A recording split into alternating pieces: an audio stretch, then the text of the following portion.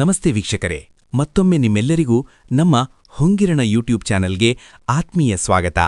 ನಮ್ಮ ಇಂದಿನ ಕಥೆ, ನನ್ನ ತಾಯಿ ಕ್ಯಾನ್ಸರ್ ಪೀಡಿತರಾಗಿ ಆಸ್ಪತ್ರೆ ಸೇರಿದಾಗ ನನ್ನ ಅಣ್ಣ ತಮ್ಮಂದಿರು ಹಣ ಖರ್ಚು ಮಾಡಲು ಹಿಂದೆ ಸರಿದಾಗ ಒಬ್ಬ ಕೋಟ್ಯಾಧಿಪತಿ ನನಗೆ ಹಣದ ಸಹಾಯ ಮಾಡಿದರು. ಅದು ಹೇಗೆ ಎಂದು ತಿಳಿದುಕೊಳ್ಳೋಣ ಬನ್ನಿ. ಮಗನೇ, ಇಂದು ಮತ್ತೆ ಆರೋಗ್ಯ ಬಹಳ ಕೆಟ್ಟದಾಗಿ ಅನಿಸುತ್ತಿದೆ. ತಲೆಯಲ್ಲಿ ಬಹಳ ನೋವಿದೆ, ಹೊಟ್ಟೆಯಲ್ಲೂ ಗೊಂದಲದ ಅನುಭವವಾಗುತ್ತಿದೆ, ಬಹಳ ಬೆವರು ಬರುತ್ತಿದೆ, ಹೃದಯ ಬಡಿತ ಹೆಚ್ಚುತ್ತಿದೆ, ಮನಸ್ಸು ಗಾಬರಿಯಾಗುತ್ತಿದೆ. ಯಾವ ಕಾಯಿಲೆಗಳು ಬೆನ್ನು ಬಿದ್ದಿವೆಯೋ ಗೊತ್ತಿಲ್ಲ. ಅವು ನನ್ನನ್ನು ರೋಗಿಯನ್ನಾಗಿ ಮಾಡುತ್ತಿವೆ, ಪ್ರಾಣ ತೆಗೆದುಕೊಂಡು ಬಿಡುತ್ತವೆ ಎಂದು ಅನ್ನಿಸುತ್ತಿದೆ. ನಾನು ಅಮ್ಮನ ಹತ್ತಿರ ನಿಯಮದ ಪ್ರಕಾರ ಅವರ ಕ್ಷೇಮ ವಿಚಾರಿಸಲು ಹೋಗಿದ್ದೆ. ವಿಚಾರಿಸಿದಾಗ ಅಮ್ಮ ತಮ್ಮ ಕಾಯಿಲೆಗಳ ಬಗ್ಗೆ ತಿಳಿಸಿದರು. ಅದನ್ನು ಕೇಳಿ ನಾನು ಬಹಳಷ್ಟು ಚಿಂತಿತನಾದೆ. ಅಮ್ಮನ ಆರೋಗ್ಯ ದಿನದಿಂದ ದಿನಕ್ಕೆ ಹದಗೆಡುತ್ತಿತ್ತು. ಈಗ ಅವರು ಅತಿಯಾಗಿ ಅಶಕ್ತರಾಗಿರುವುದನ್ನು ನಾನು ಗಮನಿಸಿದೆ. ಮುಖಪೂರ್ತಿ ಬಿಳಿಚಿಕೊಂಡಿತ್ತು. ನಾನು ಕೆಲಸಕ್ಕೆ ರಜೆ ಹಾಕಿ ಅಮ್ಮನನ್ನು ಆಸ್ಪತ್ರೆಗೆ ಕರೆದೊಯ್ದೆ. ಮನಸ್ಸಿನಲ್ಲಿ ವಿಚಿತ್ರವಾದ ಆತಂಕಗಳು ಏಳುತ್ತಿದ್ದವು. ನಾನು ಪ್ರಾರ್ಥಿಸುತ್ತಿದ್ದೆ. ನಾನು ಏನು ಯೋಚಿಸುತ್ತಿದ್ದೇನೋ ಅದೆಲ್ಲವೂ ಸುಳ್ಳಾಗಲಿ ಎಂದು, ಅಮ್ಮನಿಗೆ ಯಾವುದೇ ದೊಡ್ಡ ಕಾಯಿಲೆ ಇರದಿರಲಿ ಎಂದು. ಆದರೆ ಕೆಲವು ಪ್ರಾರ್ಥನೆಗಳು ಸ್ವೀಕಾರವಾಗುವುದಿಲ್ಲ.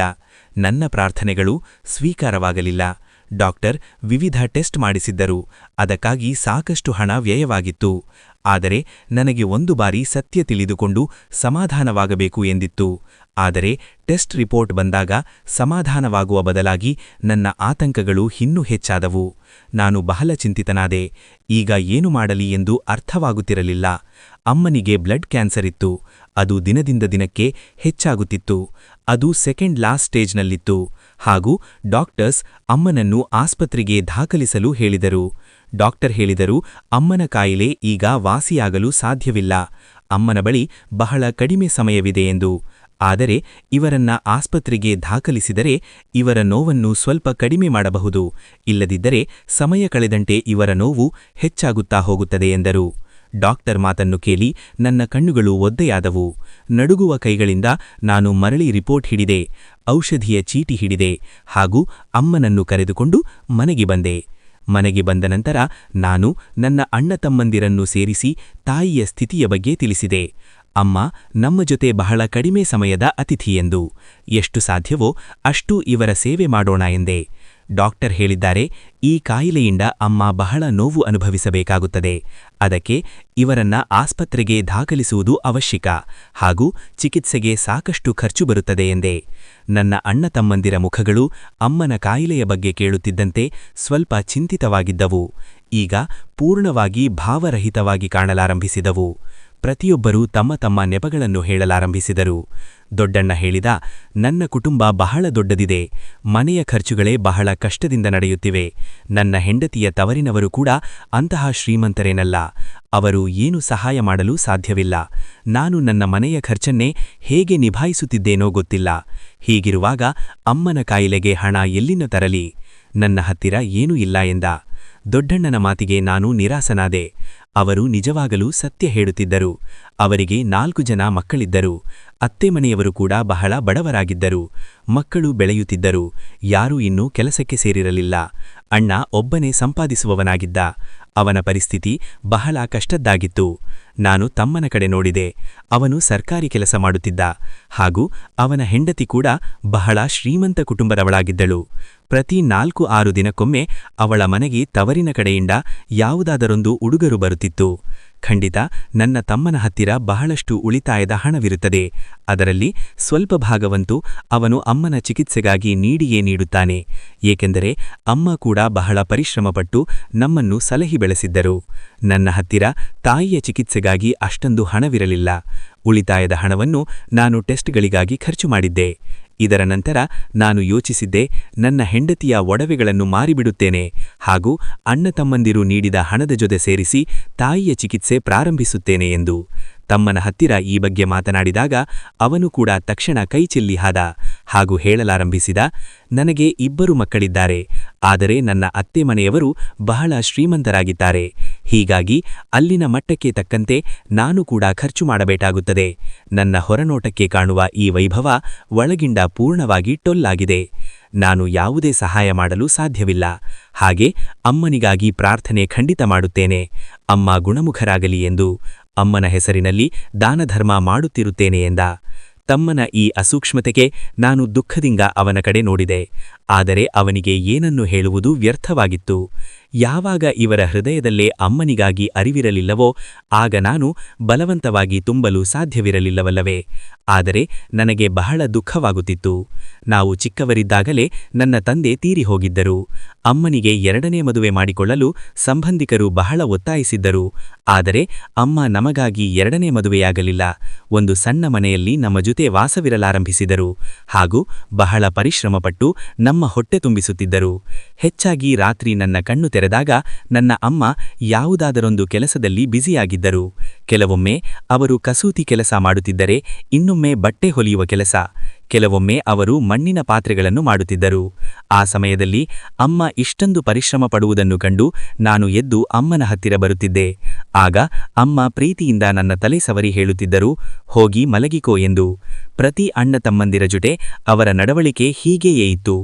ಆಗ ನಾನು ಯೋಚಿಸುತ್ತಿದ್ದೆ, ನಾನು ದೊಡ್ಡವನಾದ ಮೇಲೆ ಎಲ್ಲಾ ಕೆಲಸಗಳನ್ನು ನಾನೇ ಮಾಡಿ ಬಹಳಷ್ಟು ಹಣ ಸಂಪಾದಿಸಿ ಅಮ್ಮನನ್ನು ಈ ಪರಿಶ್ರಮದಿಂದ ಮುಕ್ತಗೊಳಿಸುತ್ತೇನೆ ಎಂದು. ಆದರೆ ನನ್ನ ಕನಸುಗಳು ಕನಸುಗಳಾಗಿಯೇ ಉಳಿದವು. ನಾನು ಹೆಚ್ಚು ಓದಲು ಸಾಧ್ಯವಾಗಲಿಲ್ಲ. ಹಾಗೂ ನನಗೆ ಯಾವುದೇ ಒಳ್ಳೆಯ ಕೆಲಸವೂ ಸಿಗಲಿಲ್ಲ. ನಾನು ಪರಿಶ್ರಮ ಪಡುತ್ತಿದ್ದೆ, ಕೆಲಸ ತಿಳಿದಿತ್ತು, ಮನೆಯ ಖರ್ಚನ್ನು ಆರಾಮವಾಗಿ ನಡೆಸುತ್ತಿದ್ದೆ. ಆದರೆ ಪತ್ನಿ ಮಕ್ಕಳ ಜೊತೆ ನನ್ನ ಹತ್ತಿರ ಅಂತಹ ಉಳಿತಾಯದ ಹಣವಿರಲಿಲ್ಲ. ಒಂದು ದೊಡ್ಡ ಕಾಯಿಲೆ ಎಂದರೆ ಅದು ಕ್ಯಾನ್ಸರ್ನಂತಹ ಕಾಯಿಲೆಯ ಚಿಕಿತ್ಸೆಯನ್ನು ಸುಲಭವಾಗಿ ಮಾಡಿಸಬಹುದಾದಷ್ಟು ದೊಡ್ಡ ಮೊತ್ತ ನನ್ನಲ್ಲಿ ಇರಲಿಲ್ಲ. ಒಬ್ಬ ತಂಗಿ ಉಳಿದಿದ್ದಳು. ಅವಳ ಅತ್ತೆ ಮನೆಯ ಪರಿಸ್ಥಿತಿಯೂ ಕೂಡ ಸಾಮಾನ್ಯವಾಗಿಯೇ ಇತ್ತು. ಅವಳನ್ನು ಕೂಡ ಸಾಧಾರಣ ಮನೆಗೆ ಮದುವೆ ಮಾಡಿಕೊಡಲಾಗಿತ್ತು. ನಾನು ಅವಳ ಹತ್ತಿರ ಹೋಗಿ ಅಮ್ಮನ ಕಾಯಿಲೆಯ ಬಗ್ಗೆ ತಿಳಿಸಿದೆ. ಅವಳು ಬಿಕ್ಕಿ ಬಿಕ್ಕಿ ಅಳುತ್ತಾ ಹೇಳಿದಳು, ಅಣ್ಣ, ನನ್ನ ಹತ್ತಿರ ಉಳಿತಾಯದ ಹೆಸರಿನಲ್ಲಿ 1 ರೂಪಾಯಿಯೂ ಇಲ್ಲ. ನಾನು ನನ್ನ ಮನೆಯ ಖರ್ಚನ್ನೇ ಹಾಗೆ ಹೀಗೆ ಮಾಡಿ ಪೂರೈಸುತ್ತಿದ್ದೇನೆ. ಅಮ್ಮನ ಕಾಯಿಲೆಗಾಗಿ ಏನನ್ನೂ ನೀಡಲು ಸಾಧ್ಯವಿಲ್ಲ. ಆದರೆ ಅಮ್ಮನಿಗಾಗಿ ಅಸಂಖ್ಯಾತ ಪ್ರಾರ್ಥನೆಗಳನ್ನು ಖಂಡಿತ ಮಾಡುತ್ತೇನೆ. ನನ್ನನ್ನು ಕ್ಷಮಿಸಿಬಿಡಿ ಅಣ್ಣ ಎಂದಳು. ತಂಗಿಯ ಅಳುವಿಗೆ ನನ್ನ ಹೃದಯ ಕರಗಿತ್ತು. ನಾನು ಅವಳನ್ನು ಅಪ್ಪಿಕೊಂಡು ಸಮಾಧಾನ ಮಾಡಿ ಹೊರಗೆ ಬಂದೆ. ಈಗ ತಂಗಿಯ ಪರಿಸ್ಥಿತಿ ಹೇಗಿತ್ತೋ ಗೊತ್ತಿಲ್ಲ. ಆದರೆ ಅವಳ ಕೈಯಲ್ಲಿದ್ದ ಚಿನ್ನದ ಬಳೆಗಳು, ಬೆರಳಲ್ಲಿರುವ ಉಂಗುರವನ್ನು ನಾನು ನೋಡಿದ್ದೆ. ಒಂದು ವೇಳೆ ಅವಳು ಬಯಸಿದ್ದರೆ ನನಗೆ ತಿಳಿಸದೆಯೇ ಇವುಗಳಲ್ಲಿ ಯಾವುದನ್ನಾದರೂ ಮಾರಿ ನನಗೆ ಸಹಾಯ ಮಾಡಬಹುದಿತ್ತು. ನಾನು ಹೆಚ್ಚಾಗಿ ಅವಳು ಯಾವುದಾದರೊಂದು ಹೊಸ ಒಡವೆ ಧರಿಸಿರುವುದನ್ನು ನೋಡುತ್ತಿದ್ದೆ. ಆದರೆ ಅವಳು ಹಾಗೆ ಮಾಡಿರಲಿಲ್ಲ. ಬಹುಶಃ ಅವಳು ಕೂಡ ಉಳಿದ ಅಣ್ಣ ತಮ್ಮಂದಿರಂತೆ ಅಮ್ಮನ ಜೊತೆ ಸಂಬಂಧ ಕಡಿದುಕೊಳ್ಳಲು ಬಯಸಿದ್ದಿರಬಹುದು. ಏಕೆಂದರೆ ಈಗ ಅವರಿಗೆ ತಾಯಿಯಿಂದ ಬೇರೆ ಏನೂ ಸಿಗುವಂತಿರಲಿಲ್ಲ. ನಾನು ಮರಳಿ ಬಂದು ನನ್ನ ಪತ್ನಿಯ ಒಡವೆಗಳನ್ನು ಮಾರಿ ಅಮ್ಮನನ್ನು ಆಸ್ಪತ್ರೆಗೆ ದಾಖಲಿಸಿದೆ. ಅಮ್ಮನ ಚಿಕಿತ್ಸೆ ಪ್ರಾರಂಭವಾಯಿತು. ಚಿಕಿತ್ಸೆಯ ಹಂತಗಳು ಬಹಳಷ್ಟು ನೋವಿನಿಂದ ಕೂಡಿದ್ದವು. ಅಮ್ಮ ಹೆಚ್ಚಾಗಿ ನನಗೆ ಮನೆಗೆ ಹೋಗುವಂತೆ ಹೇಳುತ್ತಿದ್ದರು. ಆದರೆ ನಾನು ಪ್ರೀತಿಯಿಂದ ಅವರ ಮಾತನ್ನು ತಳ್ಳುತ್ತಿದ್ದೆ. ಕೆಲವೊಮ್ಮೆ ಅಮ್ಮನ ನೆನಪಿನ ಶಕ್ತಿಯೂ ಕಡಿಮೆಯಾಗುತ್ತಿತ್ತು. ಅವರಿಗೆ ಮಾತುಗಳು ಮರೆತು ಹೋಗುತ್ತಿದ್ದವು. ಇದೇ ದಿನಗಳಲ್ಲಿ ನನ್ನ ಪತ್ನಿಯ ತವರಿನ ಕಡೆಯಿಂದ ಒಂದು ಪ್ಲಾಟ್ ಅವಳ ಪಾಲಿಗೆ ಬಂತು. ನನ್ನ ಹೆಂಡತಿ ಬಹಳ ಔದಾರ್ಯದಿಂದ ಆ ಪ್ಲಾಟ್ ಅನ್ನು ನನಗೆ ಕೊಟ್ಟು ಹೇಳಿದಳು, ಇದನ್ನು ಮಾರಿ ಅಮ್ಮನ ಚಿಕಿತ್ಸೆಗೆ ಹಣ ಹೊಂದಿಸು ಎಂದು. ಒಂದು ವೇಳೆ ಈಶ್ವರನು ನಮ್ಮ ಈ ಪುಣ್ಯವನ್ನು ಸ್ವೀಕರಿಸಿದರೆ ನಮ್ಮ ಅದೃಷ್ಟ ಖಂಡಿತ ಬದಲಾಗುತ್ತದೆ. ಒಂದು ವೇಳೆ ಈ ಜಗತ್ತಿನಲ್ಲಿ ನನಗೆ ಈ ಪುಣ್ಯದ ಫಲ ಸಿಗದಿದ್ದರೂ ಸಹ ನನಗೆ ಯಾವುದೇ ಪಶ್ಚಾತ್ತಾಪವಿಲ್ಲ. ನಾನು ನನ್ನ ತಾಯಿಯ ಮೇಲೆ ಈ ಹಣವನ್ನು ವ್ಯಯಿಸಿದ್ದೇನೆ. ಅಮ್ಮ ಸದಾ ನನ್ನ ಕಾಳಜಿ ಮಾಡಿದರು, ನನ್ನನ್ನು ಪ್ರೀತಿಸಿದರು, ನನ್ನ ಮೇಲೆ ಬಹಳಷ್ಟು ಗೌರವ ಇರಿಸಿಕೊಂಡಿದ್ದರು. ಈಗ ಅವರು ಸಂಕಷ್ಟದಲ್ಲಿದ್ದಾರೆ ಅಂದ ಮೇಲೆ ನಾನು ಹಿಂದೆ ಸರಿಯಲು ಸಾಧ್ಯವಿಲ್ಲ ಅಂದಳು. ಹೆಂಡತಿಯ ಮಾತು ಕೇಳಿ ನನಗೆ ಅವಳ ಮೇಲೆ ತುಂಬಾ ಪ್ರೀತಿ ಬಂತು. ಯಾವುದೋ ಪುಣ್ಯಕ್ಕೆ ಯಾರೋ ಒಬ್ಬರಂತೋ ನನ್ನ ಜೊತೆ ಇದ್ದಾರೆ. ನನ್ನ ತಾಯಿಯ ಕಾಯಿಲೆಯ ಅರಿವು ನನ್ನಗಿಂತಲೂ ಮಿಗಿಲಾಗಿ ಇದೆ. ನಾನು ನನ್ನ ಕೆಲಸವನ್ನು ಬಿಟ್ಟು ಹಗಲಿರುಳು ತಾಯಿಯ ಸೇವೆ ಮಾಡಲು ಪ್ರಾರಂಭಿಸಿದೆ. ನನಗೆ 3 ಮಕ್ಕಳಿದ್ದರು. ಅವರಲ್ಲಿ ಸಣ್ಣ ಮಗು ಬರೀ 7 ತಿಂಗಳಿನವನು. ಅವನಿಗಿಂತ ದೊಡ್ಡವನು 3 ವರ್ಷದವನು. ಅವನಿಗಿಂತ ದೊಡ್ಡವನು 5 ವರ್ಷದವನು. 3 ಗಂಡು ಮಕ್ಕಳೇ ಆಗಿದ್ದರು ಹಾಗೂ ಬಹಳ ತುಂಟರಾಗಿದ್ದರು. ಇವರ ಕಾಳಜಿ ವಹಿಸಲು ಪ್ರತಿ ಸಮಯ ನನ್ನ ಹೆಂಡತಿ ಇವರ ಜೊತೆಗೇ ಇರಬೇಕಾಗುತ್ತಿತ್ತು. ನನ್ನ ಹೆಂಡತಿ ಮನೆ ಬಿಟ್ಟು ಅಮ್ಮನ ಹತ್ತಿರ ಆಸ್ಪತ್ರೆಯಲ್ಲಿ ಇರಲು ಸಾಧ್ಯವಿರಲಿಲ್ಲ. ಅದಕ್ಕಾಗಿಯೇ ನಾನು ಕೆಲಸ ಬಿಟ್ಟು ಆಸ್ಪತ್ರೆಯಲ್ಲೇ ಇರುತ್ತಿದ್ದೆ. ಪ್ಲಾಟ್ ಮಾರಿ ಬಂದ ಹಣ ನನ್ನ ಹತ್ತಿರ ಸಾಕಷ್ಟು ಇತ್ತು. ಅದು ತಾಯಿಯ ಕಾಯಿಲೆಗೆ ಖರ್ಚಾಗುತ್ತಿತ್ತು.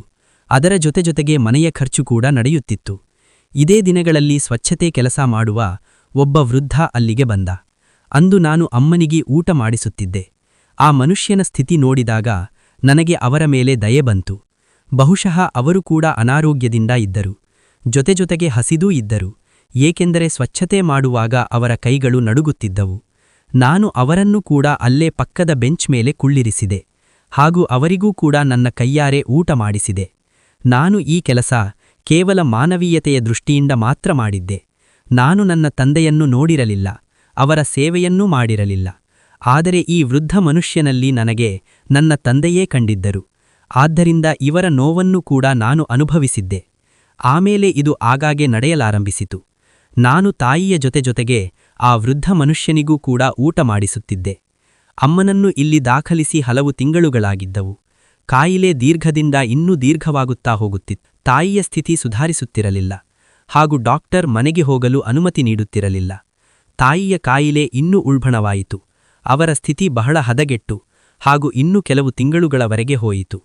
ನನ್ನ ಬಳಿಯಿದ್ದ ಉಳಿತಾಯದ ಹಣ, ಒಡವೆ, ಪ್ಲಾಟ್ ಹಣ ಎಲ್ಲವೂ ಮುಗಿದು ಹೋಗಿತ್ತು. ಈಗ ನನಗೆ ಇನ್ನೂ ಹೆಚ್ಚು ಚಿಂತೆಯಾಯಿತು. ಈಗಲಾದರೂ ಅಮ್ಮನನ್ನು ಮನೆಗೂ ಕರೆದುಕೊಂಡು ಹೋಗಲು ಸಾಧ್ಯವಿರಲಿಲ್ಲ. ಏಕೆಂದರೆ ಅಮ್ಮನ ಹಗಲಿರುಳು ನೋವಿನಲ್ಲೇ ಕಳೆಯುತ್ತಿತ್ತು. ಡಾಕ್ಟರ್ ಯಾವುದಾದರೊಂದು ಔಷಧಿ ನೀಡಿ ಇವರ ನೋವನ್ನು ಕಡಿಮೆ ಮಾಡುವ ಪ್ರಯತ್ನ ಮಾಡುತ್ತಲೇ ಇರುತ್ತಿದ್ದರು. ನಾನು ಅತಿಯಾಗಿ ಚಿಂತಿತನಾಗಿದ್ದೆ. ಇದೇ ಚಿಂತೆಯ ಸ್ಥಿತಿಯಲ್ಲಿ ನಾನು ಇನ್ನೊಂದು ಬಾರಿ ಅಣ್ಣ ತಮ್ಮಂದಿರ ಮುಂದೆ ಕೈಚಾಚಲು ಮುಂದಾದೆ. ಆದರೆ ಎಲ್ಲರೂ ತಮ್ಮ ತಮ್ಮ ಸಲಹೆ ನೀಡಲು ಪ್ರಾರಂಭಿಸಿದರು. ಎಲ್ಲರೂ ತಮ್ಮ ತಮ್ಮ ನೋವು ಹಾಗೂ ಸಮಸ್ಯೆಗಳನ್ನು ಹೇಳಲಾರಂಭಿಸಿದರು. ನನಗೆ ಇವರ ಕಠಿಣತೆಗೆ ಆಶ್ಚರ್ಯವೆನಿಸಿತ್ತು. ಒಬ್ಬ ಅಣ್ಣ ಅಂತೂ ನನಗೆ ಇಷ್ಟರವರೆಗೆ ಹೇಳಿದ, ಹೋಗಿ ಅಮ್ಮನನ್ನ ಸರ್ಕಾರಿ ಆಸ್ಪತ್ರೆಗೆ ಬಿಟ್ಟು ಬಾ, ಹಾಗೂ ನೀನು ಕೂಡ ಕೆಲಸಕ್ಕೆ ರಜೆ ಹಾಕಬೇಡ, ಕೆಲಸಕ್ಕೆ ಹೋಗಲು ಪ್ರಾರಂಭಿಸು, ಹಗಲಿನಲ್ಲಿ ಒಂದು ಬಾರಿ ಬಂದು ನೋಡಿ ಹೋಗು, ಕೆಲವೊಮ್ಮೆ ನಾವು ಕೂಡ ಬಂದು ನೋಡಿಕೊಂಡುತ್ತೇವೆ. ಈಗ ಇದು ನಮ್ಮೆಲ್ಲರಿಗೂ ತಿಳಿದಿದೆ, ಅಮ್ಮನ ಕಾಯಿಲೆ ಗುಣವಾಗಲಾರದು, ಅದು ಅವರ ಪ್ರಾಣ ತಗೊಂಡೇ ಹೋಗುತ್ತದೆ. ಯಾವಾಗ ನಮಗೆ ಮೊದಲೇ ತಿಳಿದಿದೆಯೋ ಅಮ್ಮನ ಜೀವ ಉಳಿಯುವುದಿಲ್ಲ ಎಂದು, ಹೀಗಿರುವಾಗ ನಾವು ಹೇಗೆ ನಮ್ಮ ಮಕ್ಕಳ ಭವಿಷ್ಯವನ್ನು ನಿರ್ಲಕ್ಷಿಸಿ ಅಮ್ಮನ ಚಿಕಿತ್ಸೆಗಾಗಿ ಹಣ ವ್ಯಯಿಸೋಣ ಎಂದರು. ಇವರ ಇಂತಹ ಮಾತುಗಳನ್ನು ಕೇಳಿ ನಾನು ಆಳವಾದ ದುಃಖಕ್ಕೆ ಈಡಾದೆ. ಇದೇ ಚಿಂತೆಯ ಸ್ಥಿತಿಯಲ್ಲಿ ನಾನು ಯಾವಾಗ ಆಸ್ಪತ್ರೆಗೆ ಮರಳಿ ಬಂದೆನೋ ಆಗ ನನ್ನ ಚಿಂತೆ ಇನ್ನೂ ಹೆಚ್ಚಾಯಿತು. ಡಾಕ್ಟರ್ ಸ್ಪಷ್ಟ ಶಬ್ದಗಳಲ್ಲಿ ಹೇಳಿದರು, ಇನ್ನೂ ಹೆಚ್ಚಿನ ಹಣ ಹೊಂದಿಕೆ ಮಾಡಿ, ಇಲ್ಲದಿದ್ದರೆ ನಿಮ್ಮ ಪೇಷಂಟನ್ನು ಕರೆದುಕೊಂಡು ಹೋಗಿ ಎಂದು. ಓಡುತ್ತಾ ಅಮ್ಮನ ಹತ್ತಿರ ಹೋದೆ. ಅಮ್ಮನಿಗೆ ನೀಡುತ್ತಿದ್ದ ಔಷಧಿಯ ಸಪ್ಲೈಯನ್ನು ಕೂಡ ಡಾಕ್ಟರ್ಸ್ ನಿಲ್ಲಿಸಿದ್ದರು.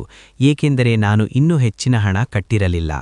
ಅಮ್ಮ ನೋವಿನಿಂದ ನರಳುತ್ತಿದ್ದರು. ನನ್ನನ್ನು ನೋಡಿತಲೇ ಹೇಳಲಾರಂಭಿಸಿದರು, ನನ್ನ ನೋವನ್ನು ಕಡಿಮೆ ಮಾಡು ಮಗನೇ ಎಂದು. ನಾನು ತಾಯಿಯ ಕೈ ಹಿಡಿದು ಅಳಲಾರಂಭಿಸಿದೆ. ಬಹಳ ಅಸಹಾಯಕನಾಗಿದ್ದೆ. ಏನು ಮಾಡಬೇಕೆಂದು ತಿಳಿಯುತ್ತಿರಲಿಲ್ಲ. ನನ್ನ ಮನಸ್ಸು ಬಯಸುತ್ತಿತ್ತು, ನಾನು ನನ್ನ ಶರೀರದ ಯಾವುದಾದರೂ ಅಂಗವನ್ನೇ ಮಾರಿ ನನ್ನ ತಾಯಿಯ ನೋವನ್ನು ಕಡಿಮೆ ಮಾಡೋಣ ಎಂದು. ನನ್ನ ತಾಯಿ ಇಡೀ ಜೀವನವನ್ನು ಕಷ್ಟದಲ್ಲೇ ಕಳೆದಿದ್ದರು. ಕನಿಷ್ಠ ಈಗಲಾದರೂ ಸುಖದ ಮೇಲೆ ಇವರ ಹಕ್ಕಿತ್ತು. ನಾನು ಅಲ್ಲಿ ಅಳುತ್ತಾ ಚಿಂತೆಯ ಸ್ಥಿತಿಯಲ್ಲಿ ಕುಳಿತು ಇನ್ನು ಸ್ವಲ್ಪ ಸಮಯವಷ್ಟೇ ಕಳೆದಿರಬಹುದು. ಅಷ್ಟರಲ್ಲಿ ಯಾರೋ ನನ್ನ ಹೆಗಲು ಮುಟ್ಟಿದರು. ನಾನು ಹಿಂದೆ ತಿರುಗಿ ನೋಡಿದಾಗ ಒಬ್ಬ 7 ವರ್ಷದ ಮಗುವಿದ್ದ. ಅವನು ನನಗೆ ಕೆಲವು ಪೇಪರ್ಗಳನ್ನು ನೀಡಿ ಹೇಳಿದ, ಈ ಪೇಪರ್ಗಳನ್ನು ಸ್ವಚ್ಛತೆ ಕೆಲಸ ಮಾಡುವ ತಾತ ನಿಮಗಾಗಿ ನೀಡಿ ಹೋಗಿದ್ದಾರೆ ಎಂದು. ನಾನು ಆಶ್ಚರ್ಯದಿಂದ ಅವನ ಕಡೆ ನೋಡಿದೆ. ಗೊತ್ತಿಲ್ಲ, ಈ ಪೇಪರ್ಗಳಲ್ಲಿ ಅಂತಹದ್ದೇನಿದೆ, ಯಾವುದನ್ನು ಅವರು ನನ್ನಗಾಗಿ ಬಿಟ್ಟು ಹೋಗಿದ್ದಾರೆ ಎಂದು. ಸ್ವಚ್ಛತೆ ಕೆಲಸ ಮಾಡುವ ಅಂಕಲ್ ನನಗೆ ಪೂರ್ಣವಾಗಿ ನೆನಪಿದ್ದರು. ಅವರಿಗೆ ನಾನು ನನ್ನ ತಾಯಿಯ ಜೊತೆಗೆ ಊಟ ಮಾಡಿಸುತ್ತಿದ್ದೆ. ನಾನು ಆ ಪೇಪರ್ಗಳನ್ನು ತೆರೆದು ನೋಡಿದಾಗ ನನ್ನ ಕಣ್ಣುಗಳು ಅರಳಿದವು. ನನಗೆ ನನ್ನ ಕಣ್ಣುಗಳನ್ನೇ ನಂಬಲು ಸಾಧ್ಯವಾಗುತ್ತಿರಲಿಲ್ಲ. ಒಂದು ಕ್ಷಣಕ್ಕೆ ನನಗೆ ಎಂತಹ ಅನುಭವವಾಯಿತೆಂದರೆ, ನಾನು ಯಾವುದೋ ಒಂದು ಕನಸು ಕಾಣುತ್ತಿದ್ದೇನೆ ಎಂದು, ಹಾಗೂ ಖಂಡಿತ ಇದು ನನ್ನ ದೃಷ್ಟಿಯ ದೋಷವೇ ಇರಬೇಕು ಎಂದೆನಿಸಿತು. ಹೀಗಾಗಲು ಹೇಗೆ ಸಾಧ್ಯ? ಕೊನೆಗೆ ಇದು ಹೇಗೆ ಸಾಧ್ಯವಿತ್ತು? ಅವರು ಬರೀ ಸ್ವಚ್ಛತೆ ಕೆಲಸ ಮಾಡುವ ಅಂಕಲ್ ಆಗಿದ್ದರು. ನಾನು ನನ್ನ ಕಣ್ಣುಗಳನ್ನು ಮುಚ್ಚಿ ಮತ್ತೆ ತೆರೆದೆ, ಹಾಗೂ ಕಣ್ಣು ಅರಳಿಸಿ ಮತ್ತೆ ಆ ಪೇಪರ್ ಕಡೆಗೆ ನೋಡಿದೆ. ಆದರೆ ಅಲ್ಲಿ ಬರೆಯಲಾಗಿದ್ದ ಅಕ್ಷರಗಳು ಹಾಗೆಯೇ ಇದ್ದವು. ಒಂದು ಕ್ಷಣಕ್ಕೆ ನನಗಮಿಸಿತು, ಚಿಂತೆಯಿಂದ ನನ್ನ ಮಿದುಳು ಕೆಟ್ಟು ಹೋಗಿದೆ. ಅಂದ ಮೇಲೆ ನನಗೆ ಎಲ್ಲವೂ ಉಲ್ಟಾ ಕಾಣಿಸುತ್ತಿದೆ ಎಂದು. ಹಾಗೆ ನಾನು ಪ್ರತಿ ವಸ್ತುವನ್ನು ನನ್ನಿಷ್ಟದ ದೃಷ್ಟಿಯಿಂದ ನೋಡುತ್ತಿದ್ದೇನೆ ಎಂದು. ಆದರೆ ಅಂತಹದ್ದೇನೂ ಇರಲಿಲ್ಲ. ನನ್ನ ಕೈಯಲ್ಲಿ ಬಹಳಷ್ಟು ಚೆಕ್ಕುಗಳಿದ್ದವು. ಅವುಗಳ ಮೇಲೆ ಲಕ್ಷಾಂತರ ರೂಪಾಯಿಗಳ ಮೊತ್ತವನ್ನು ದಾಖಲಿಸಲಾಗಿತ್ತು. ಜೊತೆಗೆ ಒಂದು ಪತ್ರವೂ ಇತ್ತು. ಅದರ ಮೇಲೆ ಬರೆಯಲಾಗಿತ್ತು, ನಿನ್ನ ತಾಯಿಯ ಕಾಯಿಲೆಯ ಚಿಕಿತ್ಸೆಗಾಗಿ ಹಣ ನೀಡುತ್ತಿದ್ದೇನೆ. ನಿನ್ನ ಕೈಯಾರೆ ಊಟ ಮಾಡಿಸಿದ್ದಕ್ಕಾಗಿ ಧನ್ಯವಾದಗಳು. ಇವೆಲ್ಲವೂ ಅಸಲಿ ಚೆಕ್ಗಳು. ಬ್ಯಾಂಕ್ನಿಂದ ಹಣ ತೆಗೆದುಕೋ, ಹಾಗೆ ನಿನ್ನ ತಾಯಿಯ ನೋವನ್ನು ಕಡಿಮೆ ಮಾಡು. ಪತ್ರದ ಸಾಲುಗಳನ್ನು ಓದಿದ ಮೇಲೆ ನನ್ನ ಕಣ್ಣಿನಲ್ಲಿ ನೀರು ಬಂತು. ಒಂದು ಸಣ್ಣ ಉಪಕಾರಕ್ಕೆ ನನಗೆ ಇಷ್ಟೊಂದು ದೊಡ್ಡ ಫಲ ಸಿಕ್ಕಿತ್ತು. ನಾನು ತಕ್ಷಣವೇ ಆ ಚೆಕ್ ತೆಗೊಂಡು ಬ್ಯಾಂಕ್ ಕಡೆಗೆ ಓಡಿದೆ. ಚೆಕ್ ಕ್ಯಾಶ್ ಮಾಡಿಸಿಕೊಂಡು ಮರಳಿ ಆಸ್ಪತ್ರೆಗೆ ಬಂದು ಹಣ ಜಮಾ ಮಾಡಿದೆ. ತಾಯಿಯ ಚಿಕಿತ್ಸೆ ಇನ್ನೊಮ್ಮೆ ಪ್ರಾರಂಭವಾಯಿತು. ಅವರ ನೋವು ಕಡಿಮೆಯಾದ ಮೇಲೆ ಅವರು ಸ್ವಲ್ಪ ಸಮಯ ಮಲಗಿದರು. ಅಷ್ಟರಲ್ಲಿ ನಾನು ಆಸ್ಪತ್ರೆಯಲ್ಲಿ ಆ ಅಂಕಲ್ ಅವರನ್ನು ಹುಡುಕಲಾರಂಭಿಸಿದೆ. ನಾನು ಇಡೀ ಆಸ್ಪತ್ರೆಯಲ್ಲಿ ಹುಡುಕಿದೆ, ಆದರೆ ಆ ಅಂಕಲ್ ಎಲ್ಲೂ ಕಾಣಿಸಲಿಲ್ಲ. ಹಾಗೆ ನೋಡಿದರೆ ಅವರು ಆಗಾಗ ಇಲ್ಲಿ ಬರುತ್ತಿದ್ದರು. ಅವರನ್ನು ಭೇಟಿಯಾಗಿ ಒಂದು ಬಾರಿ ಅವರಿಗೆ ಧನ್ಯವಾದ ಅರ್ಪಿಸಬೇಕಿತ್ತು. ಹಾಗೆ ಕೊನೆಗೆ ಅವರು ಇಷ್ಟೊಂದು ಹಣವನ್ನು ನನಗೇಕೆ ನೀಡಿದರು ಎಂದು ಕೇಳಬೇಕಿತ್ತು. ಆದರೆ ಅವರು ನನಗೆ ಎಲ್ಲೂ ಸಿಗಲೇ ಇಲ್ಲ. ಆದರೆ ಅವರು ಯಾರಾಗಿದ್ದರು ಎನ್ನುವ ಈ ಪ್ರಶ್ನೆ ನನ್ನ ಮನಸ್ಸಿನಲ್ಲೇ ಉಳಿದು ಹೋಯಿತು. ಹಾಗೆ ಒಂದು ಬಾರಿ ಆ ವ್ಯಕ್ತಿಯ ಬಗ್ಗೆ ತಿಳಿದುಕೊಳ್ಳುವ ಕುತೂಹಲವೂ ಇತ್ತು. ನಾನು ಆ ಒಳ್ಳೆಯ ಮನುಷ್ಯನಿಗೆ ಹಾರೈಸಲಾರಂಭಿಸಿದೆ. ಹಾಗೂ ಮನಸ್ಸಿನಲ್ಲಿ ಸಾವಿರಾರು ಬಾರಿ ಪ್ರಾರ್ಥಿಸುತ್ತಿದ್ದೆ, ಸ್ವತಃ ಅವರು ನನಗೆ ಒಂದು ಬಾರಿ ಸಿಗಲಿ ಎಂದು. ತಾಯಿಯ ಕಾಯಿಲೆ ಮಿತಿಮೀರಿ ಬೆಳೆದಿತ್ತು. ಡಾಕ್ಟರ್ ಹೇಳಿಬಿಟ್ಟಿದ್ದರು, ತಾಯಿಯ ಬಳಿ ಬರೀ ಕೆಲವು ದಿನಗಳು ಮಾತ್ರ ಬಾಕಿ ಇವೆ ಎಂದು. ಇದನ್ನು ಕೇಳಿ ನನ್ನ ಕಣ್ಣಿನಲ್ಲಿ ನೀರು ಬಂತು. ನಾನು ಪದೇ ಪದೇ ನನ್ನ ಒದ್ದೆಯಾದ ಕಣ್ಣುಗಳನ್ನು ಒರೆಸಿಕೊಳ್ಳುತ್ತಿದ್ದೆ. ಬಹುಶಃ ಅಮ್ಮನಿಗೂ ಅರ್ಥವಾಗಿತ್ತು, ಅವರ ಜೀವನ ಅಂತ್ಯವಾಗುತ್ತಿದೆ ಎಂದು. ಅವರು ನನ್ನನ್ನು ತಮ್ಮ ಪಕ್ಕದಲ್ಲೇ ಕುಳ್ಳಿರಿಸಿಕೊಂಡು ನನ್ನ ಕೈ ಹಿಡಿದುಕೊಳ್ಳುತ್ತಿದ್ದರು. ಪದೇ ಪದೇ ಹರಸುತ್ತಾ ಹೇಳುತ್ತಿದ್ದರು, ಈಶ್ವರನು ನನ್ನ ಉಳಿದ ಮಕ್ಕಳನ್ನೂ ಕೂಡ ತಂಪಾಗಿರಿಸಲಿ. ಆದರೆ ನೀನು ನನಗೆ ಎಲ್ಲರಿಗಿಂತ ಅತಿ ಹೆಚ್ಚು ಪ್ರಿಯನಾಗಿದ್ದೆ. ಹಾಗೆ ನಾನು ಬಹುಶಃ ಬರೀ ನಿನಗೆ ಮಾತ್ರ ಪ್ರಿಯಳಾಗಿದ್ದೆ. ನೀನು ಸಾಬೀತುಪಡಿಸಿದ್ದೀಯಾ, ಎಲ್ಲ ಮಕ್ಕಳಲ್ಲಿ ಯಾರೋ ಒಬ್ಬರಿಗಾಗಿ ಹೃದಯದಲ್ಲಿ ಏಕೆ ವಿಶೇಷ ಸ್ಥಾನ ಇರುತ್ತದೆ ಎಂದು. ಭಗವಂತ ನಿನಗೆ ಒಳ್ಳೆಯದನ್ನು ಮಾಡಲಿ. ಭಗವಂತ ನಿನ್ನ ಅದೃಷ್ಟವನ್ನು ಬೆಳಗಲಿಯಲಿ. ನಿನ್ನ ಅದೃಷ್ಟವು ಉತ್ತುಂಗಕ್ಕಿರಲಿ. ಭಗವಂತ ನಿನಗೆ ಎಂದಿಗೂ ನೋವು ತೋರಿಸದಿರಲಿ. ನನ್ನ ಅಮ್ಮನ ಈ ಆಶೀರ್ವಾದಗಳೇ ನನ್ನ ಪೂರ್ಣ ಸಂಪತ್ತಾಗಿದ್ದವು. ನಾನು ಅಮ್ಮನ ಕೈ ಹಿಡಿದು ತುಟಿಗಳಿಗಿರಿಸಿಕೊಳ್ಳುತ್ತಿದ್ದೆ. ಒಂದು ವೇಳೆ ನನ್ನ ಅಮ್ಮ ನನಗೆ ಬೈದಿದ್ದರೂ ಹೊಡೆದಿದ್ದರೂ ಕೂಡ ಆಗಲೂ ನಾನು ಇವರ ಚಿಕಿತ್ಸೆ ಹೀಗೆಯೇ ಮಾಡಿಸುತ್ತಿದ್ದೆ. ನನ್ನ ಕೊನೆಯ ಉಸಿರವರೆಗೂ ಇವರ ಚಿಕಿತ್ಸೆಗೆ ಹಣ ವ್ಯಯ ಮಾಡುತ್ತಿದ್ದೆ. ಅಂದು ತಾಯಿಯ ಆರೋಗ್ಯ ಬಹಳ ಕೆಟ್ಟಿತ್ತು.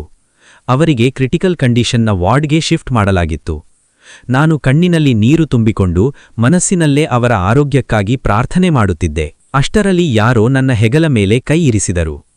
ನಾನು ತಿರುಗಿ ನೋಡಿದಾಗ ಅದೇ ಸ್ವಚ್ಛತೆ ಮಾಡುವ ಅಂಕಲ್ ಆಗಿದ್ದರು.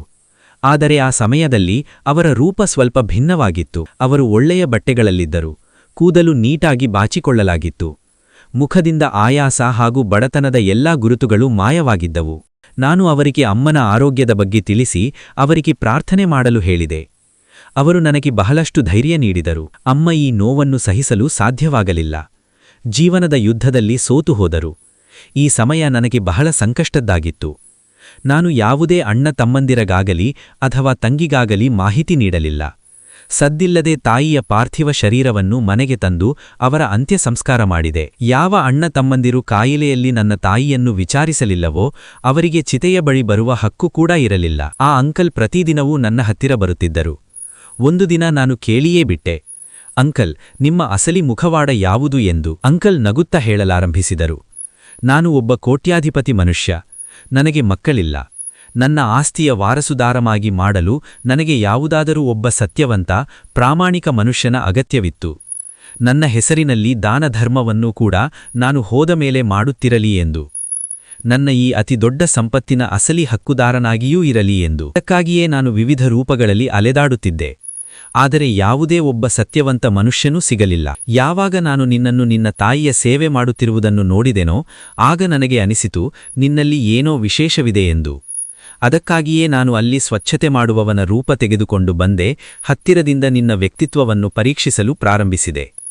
ಯಾವಾಗ ನೀನು ನನಗೆ ನಿನ್ನ ಕೈಯಾರೆ ಊಟ ಮಾಡಿಸಿದೆನೋ ಆಗ ನನಗೆ ಅರ್ಥವಾಯಿತು ಮಕ್ಕಳನ್ನು ಹೊಂದಿರುವುದು ಅದೆಷ್ಟು ದೊಡ್ಡ ವರ ಎಂದು.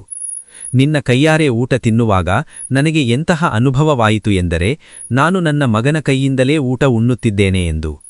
ನಿನ್ನ ಕಣ್ಣಿನಲ್ಲಿ ನಿನ್ನ ತಾಯಿಗೆ ಊಟ ಮಾಡಿಸುವಾಗ ಎಷ್ಟು ಪ್ರೀತಿ ಇರುತ್ತಿತ್ತೋ ಅದೇ ಪ್ರೀತಿ ನನಗೆ ಊಟ ಮಾಡಿಸುವಾಗಲೂ ಇರುತ್ತಿತ್ತು. ಅಂದೇ ನನಗೆ ತಿಳಿಯಿತು, ನನ್ನ ಸಂಪತ್ತಿನ ಉತ್ತರಾಧಿಕಾರಿ ನಿನ್ನಗಿಂತ ಮಿಗಿಲಾಗಿ ಬೇರೆ ಯಾರೂ ಇರಲು ಸಾಧ್ಯವಿಲ್ಲ ಎಂದು. ಇಂದಿನಿಂದ ನನ್ನ ಇಡೀ ಸಂಪತ್ತು ನಿನ್ನ ವಶದಲ್ಲಿದೆ ಎಂದರು. ಕೆಲವು ದಿನಗಳ ನಂತರ ಅದೇ ಸ್ವಚ್ಛತೆ ಮಾಡುವ ಅಂಕಲ್ ನನ್ನನ್ನು ತಮ್ಮ ಇಡೀ ವಿಶಾಲವಾದ ಆಸ್ತಿಯ ಕಾನೂನುಬದ್ಧವಾದ ವಾರಸುದಾರನಾಗಿ ಮಾಡಿದರು. ನಾನು ಇದೆಲ್ಲದಕ್ಕಾಗಿ ಅವರಿಗೆ ಬಹಳ ಕೃತಜ್ಞನಾಗಿದ್ದೆ. ಇದೆಲ್ಲವನ್ನೂ ನಾನು ಪಡೆಯಲು ಇಷ್ಟವಿರಲಿಲ್ಲ. ಆದರೆ ಅವರು ನನ್ನ ಒಂದು ಮಾತನ್ನೂ ಕೇಳಲಿಲ್ಲ. ಅವರು ಹೇಳಿದರು, ನನ್ನ ಸಾವಿನ ನಂತರ ಒಂದು ವೇಳೆ ನನ್ನ ಹೆಸರಿನಲ್ಲಿ ದಾನಧರ್ಮ ಮಾಡುತ್ತಿದ್ದರೆ ಆಗ ತಿಳಿಕೋ ನೀನು ನಿನ್ನ ಹಕ್ಕನ್ನು ತೀರಿಸಿದ್ದೀಯಾ ಎಂದು. ಒಂದು ವೇಳೆ ಹಾಗೆ ಮಾಡದಿದ್ದರೂ ಕೂಡ ನನಗೆ ಯಾವುದೇ ಅಭ್ಯಂತರವಿಲ್ಲ. ನನಗೆ ಅಷ್ಟೇ ಸಮಾಧಾನವಿರುತ್ತದೆ. ನಾನು ಪರಿಶ್ರಮದ ಗಳಿಕೆಯನ್ನು ನನ್ನ ಅಸಹಾಯಕ ಹಾಗೂ ಲೋಭಿ ಸಂಬಂಧಿಗಳ ಬದಲಾಗಿ ಒಬ್ಬ ವಿಶ್ವಾಸಾರ್ಹ ವ್ಯಕ್ತಿಯ ಕೈಯಲ್ಲಿ ನೀಡಿದ್ದೇನೆ ಎಂದು.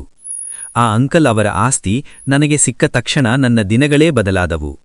ನನಗೆ ನನ್ನ ತಾಯಿಯ ಆಶೀರ್ವಾದಗಳು ಫಲ ನೀಡಿವೆ ಎಂದು ಅರ್ಥವಾಯಿತು. ಆದರೆ ನನ್ನ ಹೃದಯಕ್ಕೆ ತಿಳಿದಿತ್ತು, ಈ ಎಲ್ಲಾ ವಸ್ತುಗಳ ಪ್ರಯೋಜನವನ್ನು ನಾನೊಬ್ಬನೇ ಪಡೆದುಕೊಳ್ಳಬಾರದು. ಈ ಆಸ್ತಿಯನ್ನು ಅದರ ಅಸಲಿ ಜಾಗದಲ್ಲೇ ಬಡಸಬೇಕು. ಹಾಗಾದರೆ ಗೆಳೆಯರೇ, ಈ ಕಥೆಯ ಬಗ್ಗೆ ನಿಮ್ಮ ಅಭಿಪ್ರಾಯವೇನು? ಕಮೆಂಟ್ ಬಾಕ್ಸ್ನಲ್ಲಿ ಖಂಡಿತ ತಿಳಿಸಿ. ಒಂದು ವೇಳೆ ನಿಮಗೆ ನಮ್ಮ ಇಂದಿನ ಈ ಕಥೆ ಇಷ್ಟವಾದರೆ ಪ್ಲೀಸ್ ಇದನ್ನು ಲೈಕ್ ಮಾಡಿ, ಶೇರ್ ಮಾಡಿ. ಒಂದು ವೇಳೆ ನೀವಿದುವರೆಗೆ ನಮ್ಮ ಚಾನಲ್ಗೆ ಸಬ್ಸ್ಕ್ರೈಬ್ ಮಾಡದಿದ್ದರೆ ಖಂಡಿತ ಮಾಡಿಕೊಳ್ಳಿ. ಹಾಗಾದರೆ ಭೇಟಿಯಾಗೋಣ ಇಂತಹದ್ದೇ ಇನ್ನೊಂದು ಮೋಟಿವೇಶನಲ್ ಕಥೆಯೊಂದಿಗೆ. ವಿಡಿಯೋವನ್ನು ಕೊನೆಯವರೆಗೂ ವೀಕ್ಷಿಸಿದ್ದಕ್ಕಾಗಿ ಧನ್ಯವಾದಗಳು.